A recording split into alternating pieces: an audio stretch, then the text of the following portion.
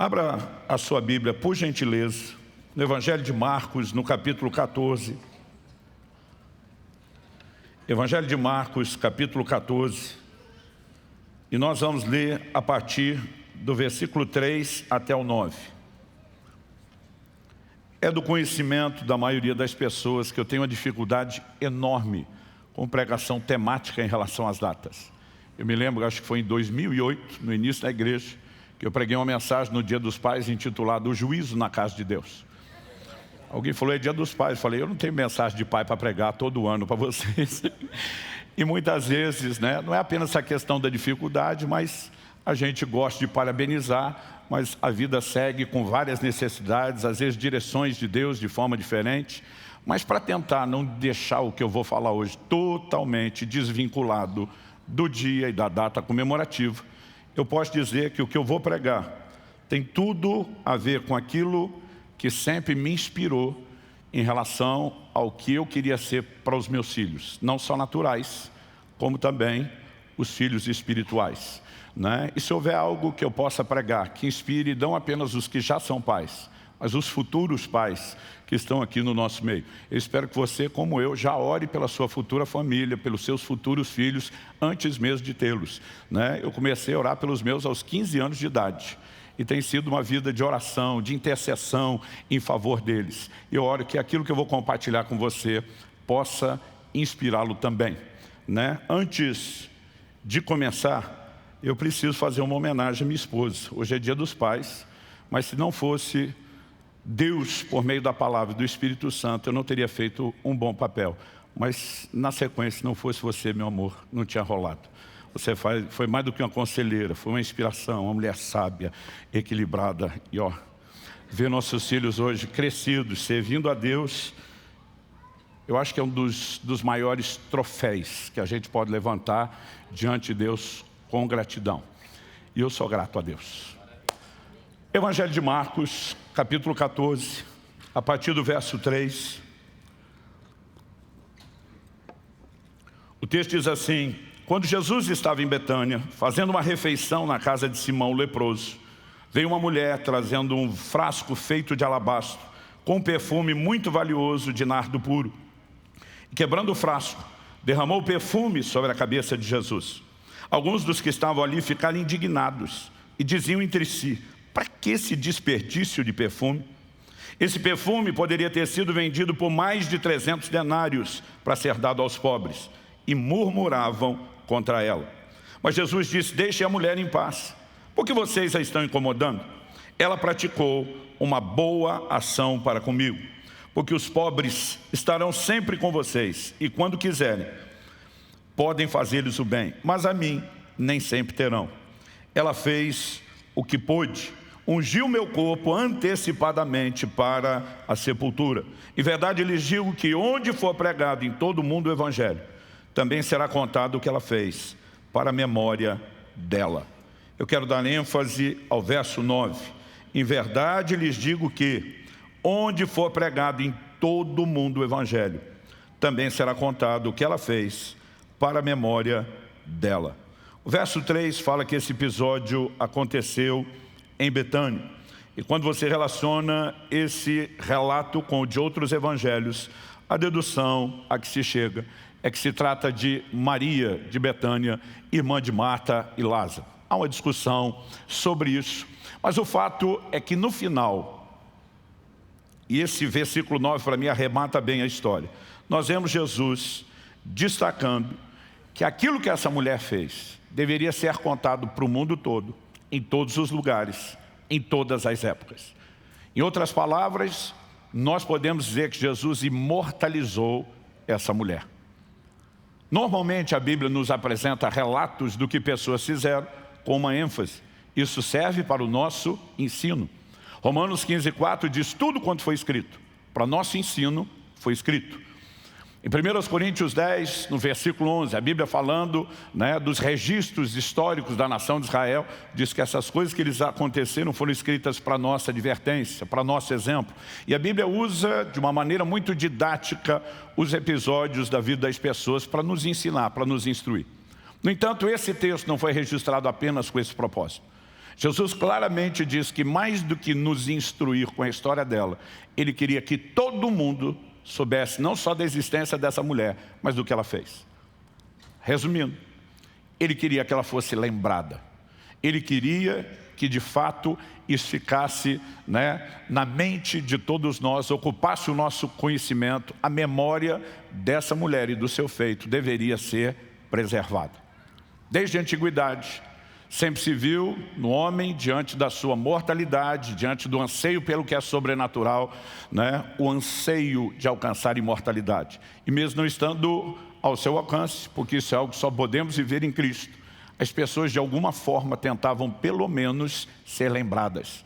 Fala-se, por exemplo, que entre os gregos, quando iam às batalhas, eles tinham uma disposição: não importa se eu vou morrer, desde que isso gere imortalidade, e lembrem de mim e lembrem dos feitos. A obsessão por ser lembrado, no caso de alguns, era tão intensa que definia muitas vezes o estilo, a forma, a maneira de viver.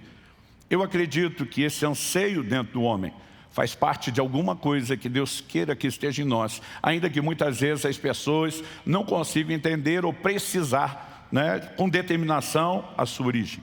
Mas o que essa mulher viveu é totalmente diferente do que a Bíblia fala sobre outras pessoas, como o rei Jeorão, por exemplo. Segundo Crônicas, capítulo 21, verso 2, diz que ele se foi sem deixar saudades.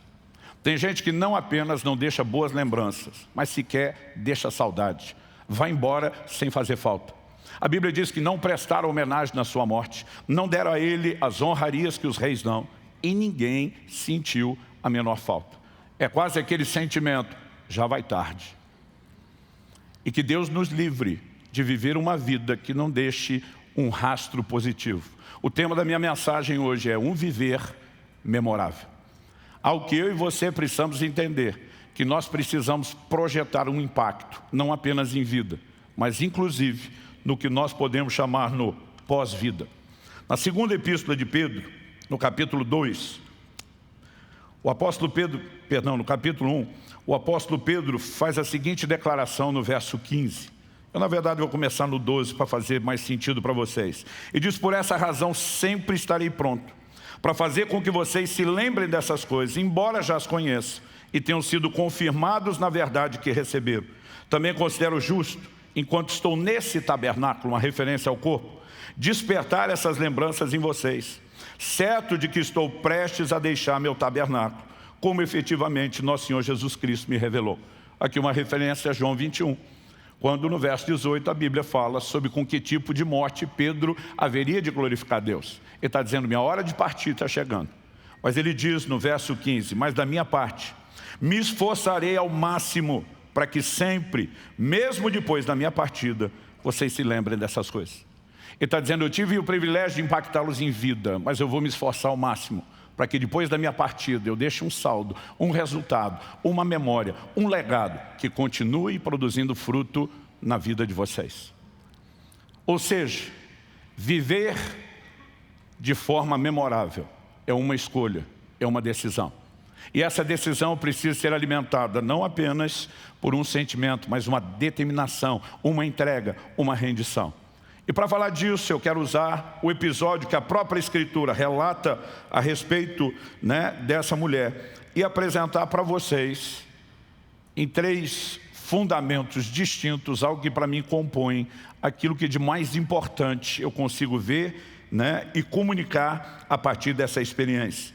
É lógico que tem gente que faz história e é lembrado diante das pessoas, mas para mim mais importante do que apenas ser lembrado diante das pessoas é ser lembrado diante de Deus. Jesus quis que essa mulher fosse lembrada diante dos outros, mas obviamente primeiro ela chamou a atenção dele. Em Malaquias, no capítulo 3, no verso 16, a Bíblia diz: então os que temiam o Senhor falavam uns aos outros, e o Senhor escutou com atenção o que diziam. Mesmo aquilo que você não fala com Deus e conversa com os outros, Ele está sempre ouvindo, lembre disso.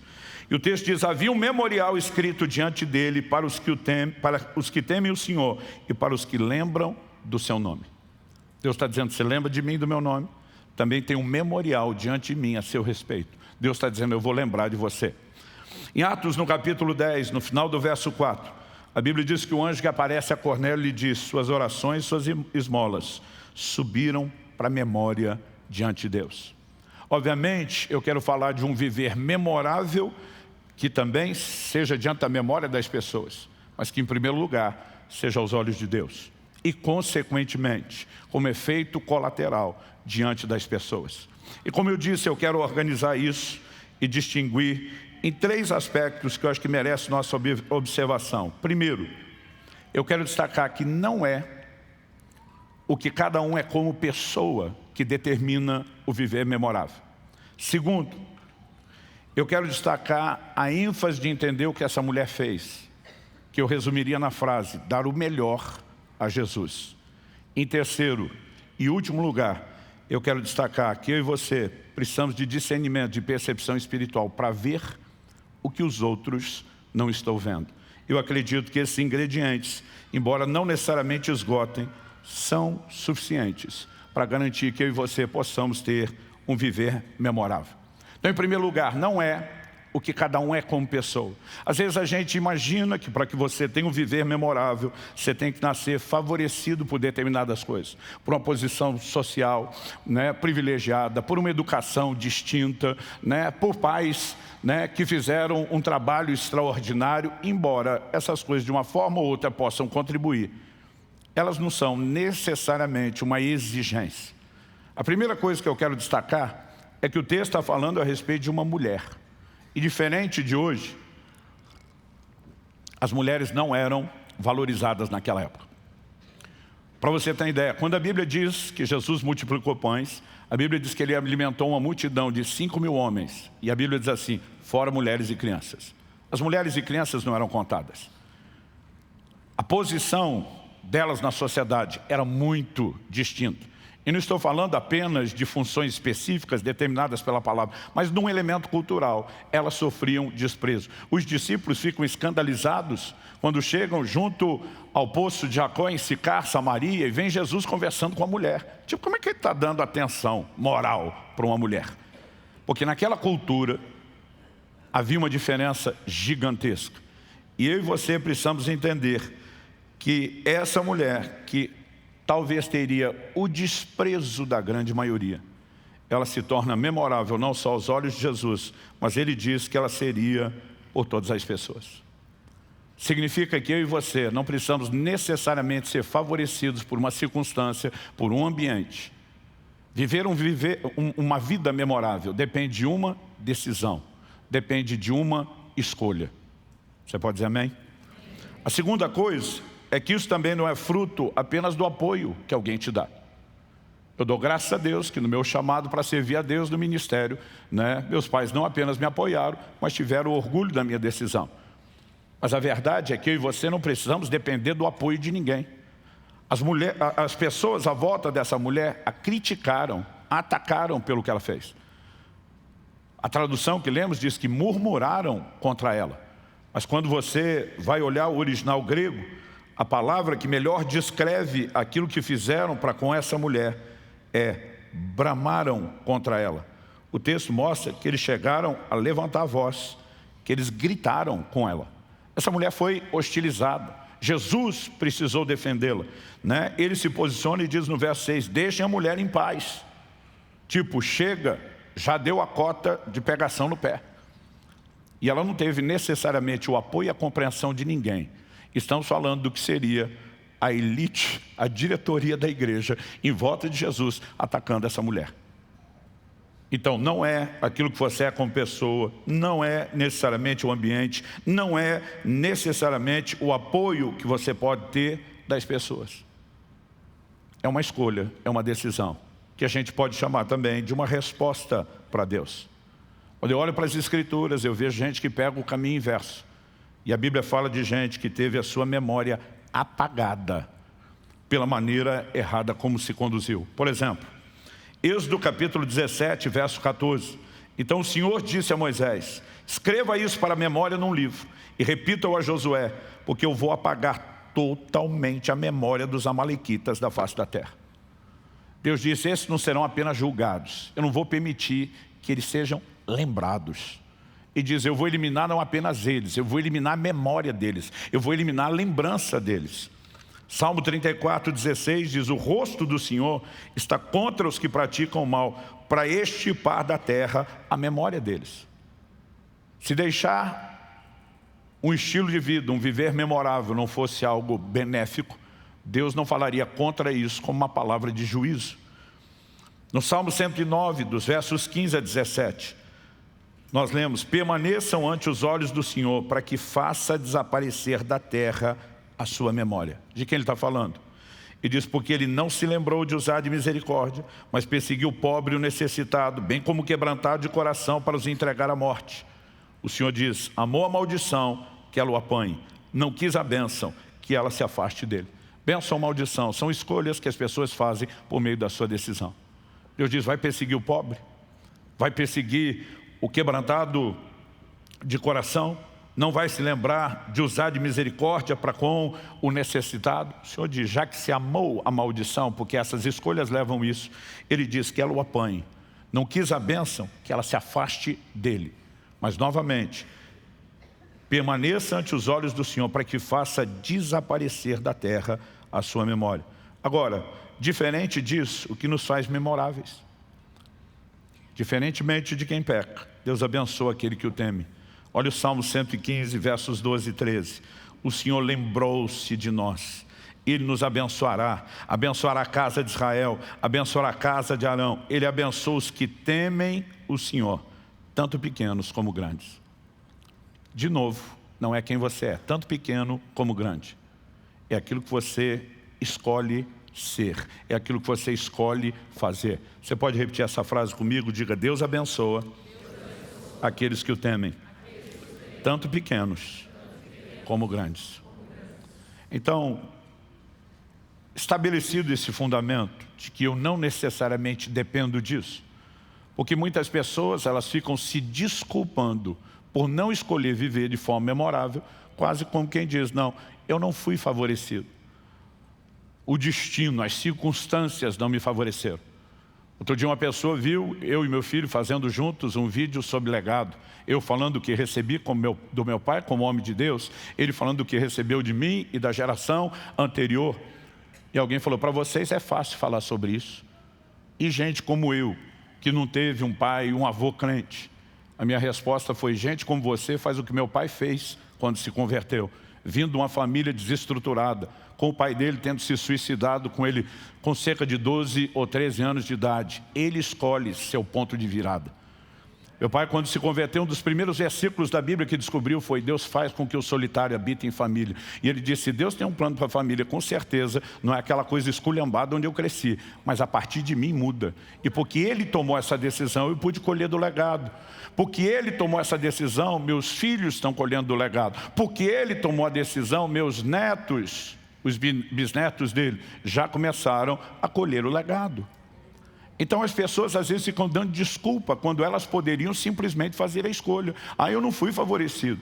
Ah, pastor, seu primeiro presente antes de nascer foi uma Bíblia. O senhor foi alfabetizado lendo a Bíblia. Eu não, faça isso com a próxima geração. Nós podemos escolher mudar. Quem está entendendo? Então, jogando fora as desculpas de que não é o que cada um é como pessoa, ou se foi ou não favorecido por uma circunstância, essa escolha, esse é o meu segundo tópico agora, envolve dar o melhor a Jesus. O que essa mulher fez, gente, foi surpreendente. Vamos tentar pensar com a mentalidade da época. No verso 4, as pessoas criticaram ela. O texto diz que ficaram indignados, gente. Não é só assim: ah, não aprovei. Aquilo gerou indignação. Por quê? Classificaram o que essa mulher fez como um prejuízo, um desperdício. A pergunta é: para que esse desperdício de perfume? Por que chamaram de desperdício? Aí entra a preocupação daqueles que pensam em termos de gestão. Alguém olha e diz: dava para vender esse perfume, segunda mão, usado, para recuperar uma grana rápida em cima, por mais de 300 denários. Eles não dizem quanto mais. Então nós não sabemos se é 310, 330. Se fosse mais do que 350, eu acho que já diziam quase 400. Mas jogando esse saldo do mais, vamos fazer a conta só em cima de 300 denários.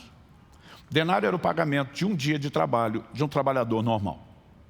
O judeu trabalhava 6 dias por semana, descansava o 7º. Qual era o salário semanal? 6 denários. Todos os 12 meses do ano deles tinham 30 dias. Se você deduzir os 4 sábados, dependendo do mês 5, para arredondar, vão botar um feriado e deixar 25 dias úteis de trabalho. São 25 denários por mês. 300 denários era o equivalente ao salário integral de um ano. Então tenta imaginar o custo do perfume dessa mulher com você pegando o seu salário do ano todo. A turma olha e diz, se isso fosse vendido e o dinheiro entrasse, bancava projeto. Porque eles estavam focados em projetos. Essa mulher, como eu vou te mostrar, ela estava focada em Jesus. E nós precisamos entender essa diferença. Mas o que ela fez, a disposição dela de entregar, era algo de um valor altíssimo. Mas sabe o que ela está dizendo? Meu Senhor vale mais. Eu vou dizer uma coisa, para mim tem uma diferença entre homem da perfume e mulher. Para a mulher o perfume vale mais. E quando ela se dispõe a abrir mão disso, ela está dizendo, Jesus merece nada mais, nada menos do que o melhor do melhor que a gente possa oferecer. E quando falamos da perspectiva dos que temem a Deus, não há uma escolha mais sensata, mais razoável a ser feita, do que decidir dar o nosso melhor ao Senhor. Não apenas o melhor numa oferta material e financeira. Ao longo dos anos, eu tenho procurado dar o melhor de mim e da minha casa a Deus nessa área. Mas, obviamente, dar o melhor a Jesus não se limita somente à questão desse tipo de oferta. Por exemplo, cada um de nós tem que escolher consagrar-se a Deus. Dar o melhor de si envolve a escolha de viver separado, dedicado para o Senhor. Daniel capítulo 1, verso 8 diz assim, eu vou ler o 8 e o 9. Daniel resolveu não se contaminar com as finas iguarias do rei, nem com o vinho que ele bebia. Por isso pediu ao chefe dos eunucos que lhe permitisse não se contaminar. Aqui nós temos a decisão do homem. Verso 9, a reação divina. E Deus concedeu a Daniel misericórdia e compreensão da parte do chefe dos eunucos. Toda pessoa que escolhe dar o melhor de si a Deus, vai experimentar o favor de Deus. Toda pessoa que escolhe dar o melhor de si, vai provocar resultados. Mas a escolha é nossa. Podemos ir abrindo o leque e tratando de outros desdobramentos. Mas algo que me chama a atenção e me orienta desde a minha adolescência, é um texto em Eclesiastes, capítulo 12, verso 1. Lembre-se do seu Criador nos dias da sua mocidade, antes que venham os dias maus e cheguem os anos em que você dirá, não tenho neles prazer. Eu tenho visto muita gente dizendo, vou cuidar da minha vida. Lá na frente, eu dou para Deus a sobra. Eu tive o privilégio de escolher cedo e dizer, vou dar para Deus a minha vida inteira e vou começar dos melhores anos do vigor, dos melhores anos da disposição, dos melhores anos da minha força, e eu vou orientar toda a minha vida vivendo para agradá-lo. Não há nada mais importante para a minha vida ou que me oriente do que a expectativa de um dia depois de cruzar aquela linha de chegada e entrar na glória celestial, ver o sorriso de meu Senhor Jesus dizendo, servo bom e fiel, entra no gozo do seu Senhor. Ser recebido com um sorriso de satisfação do Senhor vai fazer valer tudo, toda a entrega, toda a rendição. Nós precisamos escolher. Agora, isso não fará de mim e de você necessariamente gente que vai ser aplaudida pelos outros. Gente que vai ser compreendida pelos outros. Ao longo de uma vida eu tenho sido chamado de fanático. Gente que não entende um estilo de vida de oração e de jejum, gente que não entende um estilo de vida de generosidade, gente que não entende a intensidade e a paixão pelo reino ou pelo exercício do ministério. Eu tenho sido criticado por colegas de ministério, de quem muitas vezes eu ficava dizendo, de você, do sindicato, eu tinha que ter compreensão e não necessariamente oposição. Mas eu e você não precisamos do aplauso de ninguém. O que importa, no final das contas, é o sorriso no rosto de Nosso Senhor. Durante muitas vezes, em situações que temos que enfrentar como liderança, minha conversa com o presbitério tem sido, o que nós precisamos é que o Senhor Jesus olhe para nós com um sorriso de satisfação. O único like que importa é o joinha dele para nós. É ele dizendo, eu me agrado das escolhas que vocês estão fazendo. Mas sabe, muitas vezes decisões de honrar o Senhor não vão ser compreendidas. Meus 2 filhos, graças a Deus, escolheram dar o primeiro beijo no altar. Nunca exigi isso deles. E graças a Deus, Deus deu a eles, pessoas fizeram a mesma escolha. Aliás, tem uma criatura ali sentada que eu preciso falar bem dele. Você é a resposta às minhas orações, cara. Os 2 vão casar em dezembro, gente. Pensa no pai de uma filha feliz e sem ciúmes. Aproveita o momento, que de vez em quando eu vou zoar de volta.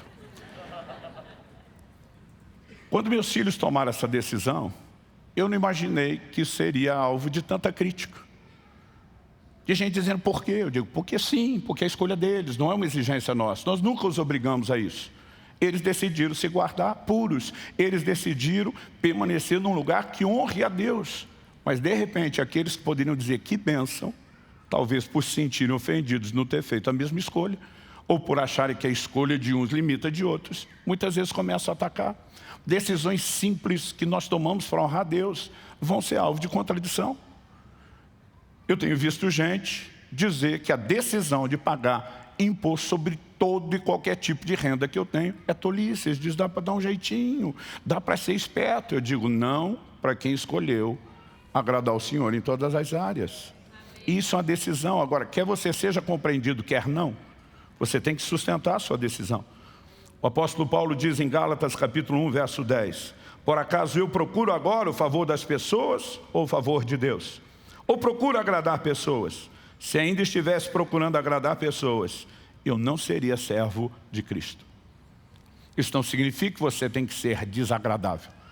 A Bíblia nos mostra que até onde é possível agradar a Deus e as pessoas a gente mantém junto. Se tivesse que fazer uma escolha, deixa os outros de lado, porque agradar a Deus vem em primeiro lugar.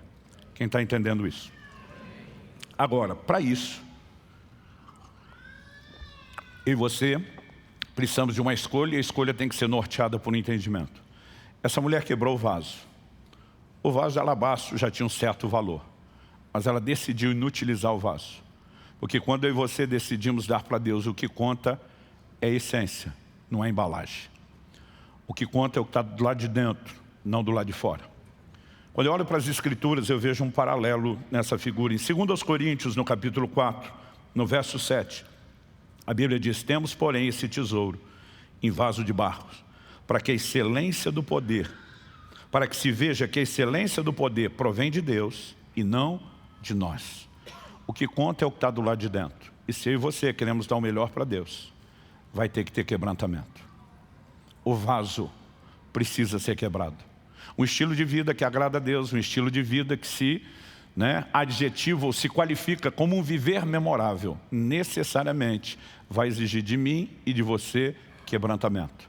Mas isso vai nos favorecer para entregar o melhor a Deus. Ou seja, para dar o melhor a Deus, você precisa se sacrificar.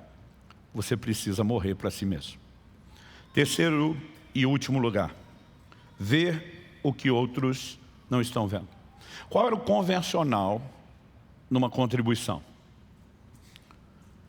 Tirando o sistema de sacrifício de animais, ao longo do tempo a oferta foi se traduzindo não apenas na entrega de bens materiais, mas também na entrega de dinheiro, de recurso financeiro.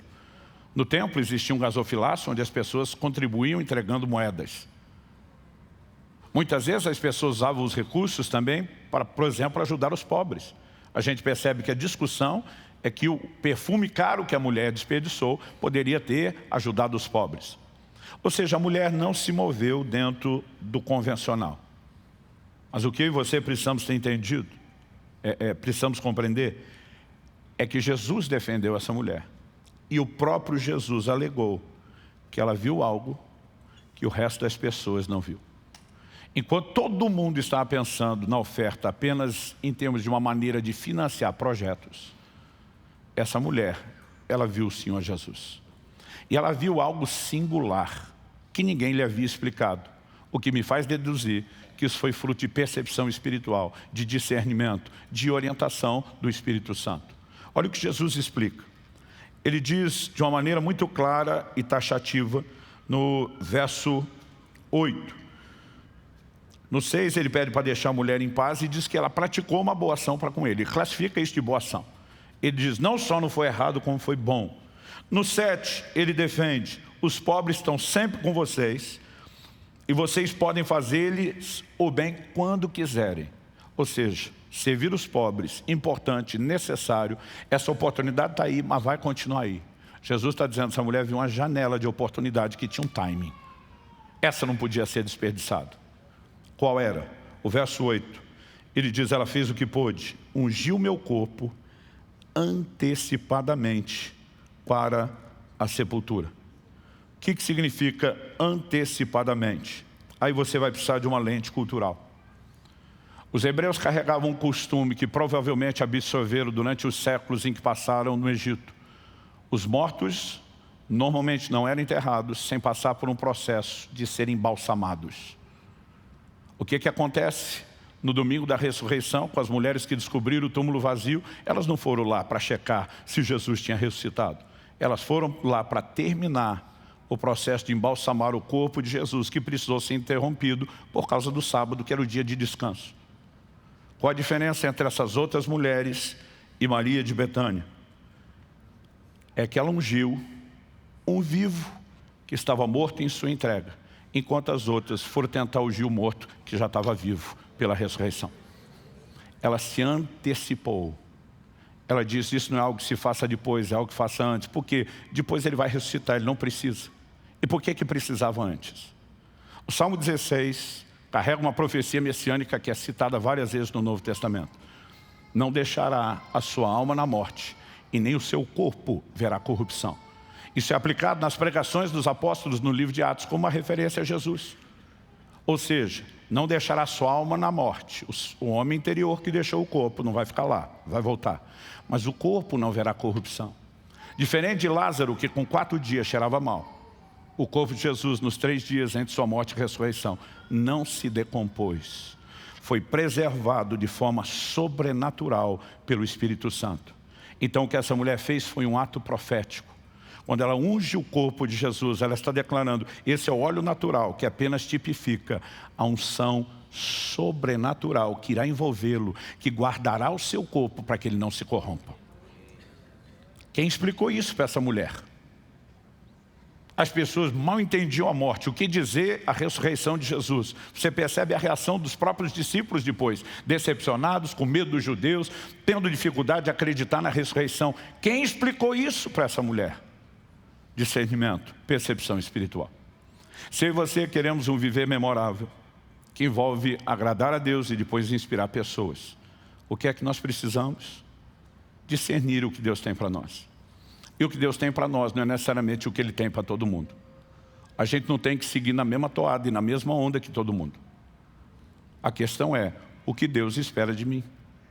No início do meu ministério, eu percebi discernir algo que Deus queria de mim. Ele me orientou a nunca ter um ganho pessoal com a venda dos meus livros. Na época eu não sabia que hoje estaríamos chegando na marca de 2 milhões de exemplares distribuídos. Mas eu sabia que era o que Ele queria. E independente dos desdobramentos, das consequências e para onde isso vá no futuro, eu tenho sustentado uma decisão. Eu não tenho ganho pessoal com os meus livros.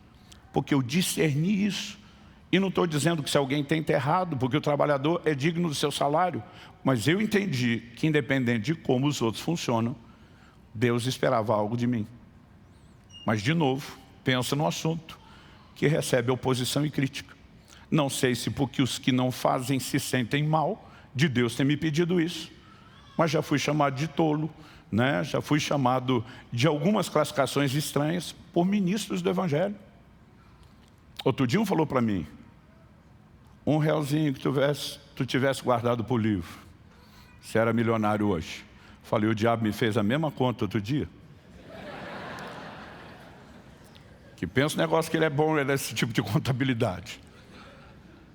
Mas quando eu e você discernimos algo, nós precisamos ser sensíveis e fluir, obedecendo a Deus, oferecendo a Ele a disposição de dar o nosso melhor. Quem está entendendo, diga amém. Eu quero te encorajar. O viver memorável não é necessariamente ser lembrado pelos homens, mas é principalmente, em essência, ser lembrado por Deus. Ser lembrado pelos outros acaba sendo consequência. Um bom efeito colateral. Há um texto que me faz entender que a questão de memória, quando a Bíblia fala de Deus lembrar, não é porque tem amnésia, problema de lembrança, e de vez em quando funcionou, né, a mente dele. Mas é uma forma de Deus retratar o que nós podemos classificar como uma questão de justiça. Hebreus capítulo 6, verso 10 diz: porque Deus não é injusto para se esquecer do trabalho que vocês fizeram e do amor que mostraram para com o seu nome. Depois a Bíblia vai dizer: pois servistes e ainda servis os santos. Mas Deus está dizendo, não é o trabalho. O trabalho é consequência do quê? Do amor que vocês mostraram para comigo. E Deus está dizendo, é ruim, eu não sou injusto para esquecer. Quando você decide viver de uma forma memorável, você, por escolha, permanece na lembrança de um Deus que não apenas vai te favorecer, mas quando eu e você não estivermos mais aqui, Ele pode usar isso para que o impacto da nossa existência continue perpetuando pessoas. E tem gente que a semelhança de Abel, como a Bíblia diz de Abel, a gente pode dizer dessas pessoas, depois de morto, ainda fala. O que Hebreus, capítulo 13, verso 7 diz, para concluir aqui: lembrem-se dos seus líderes, os quais pregaram a palavra de Deus a vocês, e considerando atentamente o fim da vida deles, imitem a fé que tiveram. Quando alguém vive de uma forma memorável, não é para que ele seja exaltado ou glorificado, é para que ele inspire outras pessoas. É para que o impacto da sua existência, ainda que tenha terminado, o impacto continue. Não posso deixar de fazer uma menção honrosa à memória do nosso querido, saudoso e amado pastor Francisco. Francisco foi uma das grandes influências de Deus na minha vida. E quando eu vejo alguém partir como ele partiu, deixando o rastro de um bom testemunho, de frutificação, de uma vida diferenciada, essas coisas me alimentam. Eu digo, é assim que eu quero correr a carreira. É assim que eu quero terminar. Um viver memorável é uma escolha. Mas é uma escolha que não vai abençoar apenas você, não vai abençoar apenas quem te acompanha hoje. Ela pode seguir sendo fonte de bênção, mesmo quando eu e você não estivermos mais aqui. Quem está entendendo? Este Dia dos Pais, para tentar criar algum link com o que eu estou falando, eu quero ler duas homenagens que me emocionaram. Uma delas, uma mensagem que meu filho me mandou hoje no Dia dos Pais. Curioso é que eu mandei Feliz Dia dos Pais para ele primeiro. Agora que ele me fez avô, eu tenho que parabenizá-lo como pai também. Ele me mandou um Feliz Dia dos Pais e diz: você é o melhor pai do mundo. Se tem algo de bom para me parabenizar no Dia dos Pais, é por causa de você que me ensinou tudo que eu sei. Não consigo imaginar minha vida sem você. Naturalmente, mas espiritualmente também. Você é o meu padrão de homem de Deus, de pai e de marido. Meu sonho é ser como você.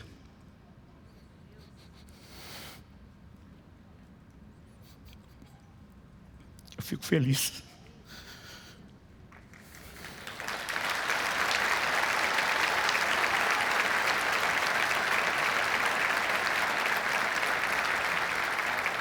Você é o homem que eu mais admiro depois de Jesus. E poder caminhar com você é um privilégio. Quando eu leio a Bíblia e vejo os homens que Deus usou através da história, penso que eles são feitos do mesmo material que meu pai. Haha. Porque o jeito que você vive se encaixa naquelas páginas. Obrigado por ser meu pai. Eu te amo de todo o meu coração. Há uns dias atrás, minha filha postou algo. Eu quero pedir que vocês coloquem, por favor, essa imagem. Eu não sou de emocionar com qualquer coisa. Mas eu tinha acabado de ministrar numa conferência. E ela escreveu: poucas coisas nessa vida mexem com o meu coração, tanto quanto ver meu pai falando sobre a palavra de Deus. Ela diz: minha fé cresce. Cadê? Minha fé cresce enquanto minha cara revela o tamanho da minha admiração e respeito por tudo que ele carrega dentro de si. Incontáveis versículos e referências decoradas, anos compilados de cara na Bíblia, intimidade, estudo, zelo e obediência. E por mais que isso tudo esteja dentro dele, se torna tão evidente exteriormente à medida que ele ensina. Sei que eu contemplo Se eu que contemplo tudo isso, já me sinto tão realizada, imagino o sentimento de Deus ao ver seu próprio plano em ação. Eu fui obrigado a responder isso aqui para ela, já que ela abriu em rede social próximo. @Lissa Subirá, você me emocionou com seu comentário. Nunca me preocupei em ser observado por ninguém, exceto 2 pessoas a quem eu devia exemplo. O Israel Subirá e você. Vê-los crescidos, servindo a Cristo e ainda sendo encorajados, é uma alegria maior do que posso descrever. Te amo. A Deus toda a glória.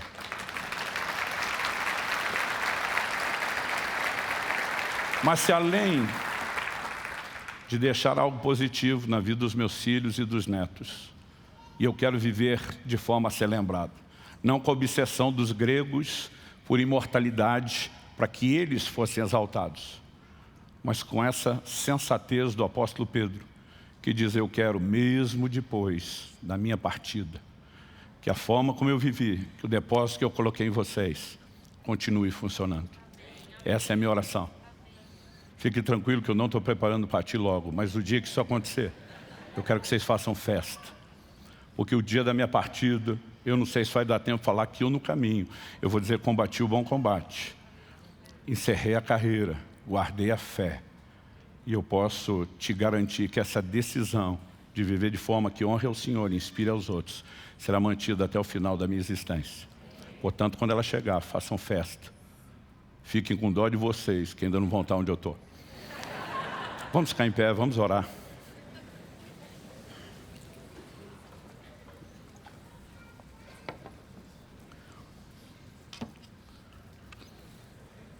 Pastor, e se diferente do Senhor eu não fiz essa escolha tão novo? Dá tempo de corrigir a rota.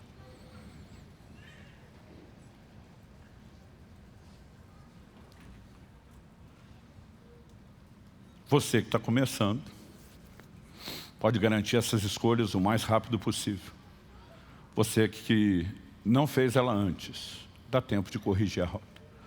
Pastor, mas eu ainda terei algumas consequências de não ter feito as melhores escolhas antes, com certeza.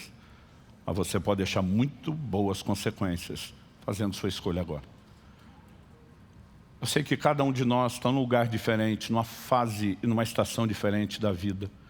Cada um de nós está numa fase, numa estação espiritual e de maturidade diferente. E por mais que a gente tente aplicar a palavra de uma forma generalizada, ela veste na vida e no coração de cada um de uma forma pessoal. E só Deus pode te ajudar nisso. Mas eu gostaria que você orasse nessa hora, pedindo que Deus te oriente com aquilo que você recebeu. Que isso não seja apenas uma verdade que você parou para pensar aqui e agora, mas possa ser algo que dê rumo e que dê destino à sua vida. Um viver memorável. É uma escolha. Eu decidi há muito tempo atrás. E a cada dia eu reforço a minha decisão. Não importa se ela custa quebrantamento, se ela custa o vaso ser quebrado, que é entrega do nosso melhor. Ela não é prazerosa e satisfatória só agora. Eu não sei como vai ser o dia de recompensas, mas eu tenho certeza que aquele dia nós vamos, no mínimo, resmungar. Valeu a pena. Valeu a pena. Coloque sua vida diante de Deus. Consagre sua vida ao Senhor nessa manhã. Espírito Santo, leva-nos além de um lugar apenas racional ou mesmo só emocional. Abre os nossos olhos. Ilumina o nosso entendimento. Traz não apenas a percepção espiritual e a aplicação personalizada da Tua Palavra, mas essa hora nós oramos por uma liberação de graça. Pelo toque do Teu Espírito Santo na vida de cada um dos nossos irmãos e irmãs nesse lugar, assim como daqueles que nos acompanham pela internet. Oramos por um sopro de vida. Oramos por um momento de despertamento. Oramos por recursos que os auxiliem na correspondência. Nós queremos dar o nosso melhor, Senhor. Porque o Senhor é digno. O apóstolo Paulo declarou: se um morreu por todos, logo todos morreram. Ele fala isso depois de reconhecer que o teu amor nos constrange. Então ele afirma ali em 2 Coríntios, capítulo 5, verso 14, que os que agora vivem, devem viver para aquele que por eles morreu e ressuscitou. Nós não queremos apenas o benefício da salvação, de escapar da condenação do inferno e entrar no céu. Nós queremos nessa trajetória viver para Ti. Viver para Ti. Viver para Ti, Senhor. E ser lembrado primeiro diante do Senhor. E depois, como ato ou efeito colateral, deixar o resultado benéfico de ser lembrado pelos outros e deixar saudade atrás de nós.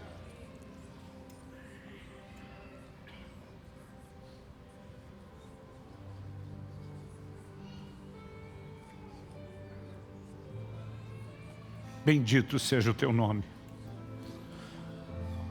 Obrigado por nos permitir entender e nos dar o privilégio de poder escolher corresponder à Tua palavra. Eu oro que o destino de muitos seja reprogramado a partir desse momento. Eu oro que a rota seja reprogramada. Eu oro que o Senhor sustente aqueles que já têm tomado a decisão. E oro que o Senhor ajude aqueles que precisam tomá-lo. Nós oramos em nome de Jesus. Em nome de Jesus. Se você crê e concorda, diga amém. Se você recebe essa palavra, diga eu recebo em nome de Jesus.